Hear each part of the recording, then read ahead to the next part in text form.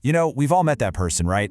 The one who seems totally content on their own, they're not blowing up your phone to hang out, they don't have a massive friend group, and you're definitely not going to see them at every single party. But what if? What if that's not a problem at all? What if it's actually a sign of some kind of rare strength? So that's the big question we're going to dig into. Is being alone a weakness? I mean, our first reaction, the one society kind of drills into us, is to think, yeah, probably. But you know what? The real story is so much more interesting than that. I mean, think about it. We've all heard the labels, haven't we?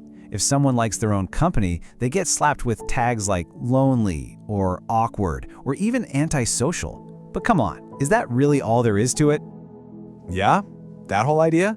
That's what we're talking about today. It's the myth of the loner. And honestly, it's a huge misunderstanding that misses the whole point. But check this out. This idea right here, it completely flips the script. Being alone isn't a weakness. It's a form of strength that not everyone gets. This is the heart of it all. Choosing solitude isn't about something being wrong with you. It's about a kind of strength that most people just don't recognize. Okay, so if it's a strength, then what does that even look like, right? Well, it turns out that folks who are genuinely cool with their own company have some pretty special and, yeah, pretty rare qualities. And today, we're going to break down 5 of these uncommon qualities. Let's really get into the traits you find in people who prefer their own company. All right, let's kick it off with number 1. They are deep thinkers, you know? These aren't the people who are just making small talk about the weather to fill a silence. No way. They'd much rather dig into the deeper meaning of life and explore the big questions. And that time they spend alone, it's not passive. It's not just sitting around. It's active. They're using it to reflect, to really understand themselves. And that process, well, it builds this incredible emotional maturity. They become super grounded, you know? It's a presence that's just unshakable. Okay, and when you're doing all that deep thinking, it naturally leads us right into trait number 2. They are incredibly self-aware. See, all that quiet time isn't just about thinking about the universe.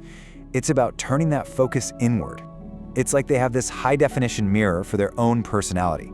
They get a really clear, really honest picture of who they are, the good, the bad, all of it. And here's the key part. For them, solitude isn't a punishment. It's an opportunity. It's like their personal gym for self-improvement. They use that time to get better. And you better believe they steer clear of all that unnecessary drama and negativity. So when you're that in tune with yourself, it builds this rock-solid foundation for our third quality. And that is emotional independence. Man, this one is a big deal. In a world that is constantly, and I mean constantly, chasing likes and validation from other people, these folks have their own internal compass. They don't need a round of applause from the outside world to know they're on the right track. And you see this play out in some really powerful ways. They trust their own gut to make decisions. And hey, when things don't work out, they're not pointing fingers. They own it. They take full responsibility. That right there is what builds true mental strength and real, authentic confidence. Now, what's really fascinating is how this super strong inner world completely changes how they see the outer world. And that brings us to number 4. They are incredibly observant. Seriously, don't ever mistake their quietness for being checked out. It's the total opposite. Because they're not busy trying to be the center of attention, they're free to just watch, to notice everything that's going on around them. And their perception is razor sharp. They're the person in the room who catches that tiny little shift in your voice or the briefest hesitation before you speak. They can practically read the air, sensing what people are really feeling, sometimes before those people even know it themselves. And you know, when you see the world with that kind of clarity, it's only natural that it leads to our 5th and final trait. They are selective with people. And let's be super clear. This isn't about being snobby or unfriendly. Not at all. It's about protecting their energy. For them, it's always quality over quantity. They'd rather have a few deep, authentic connections than a phone book full of casual acquaintances.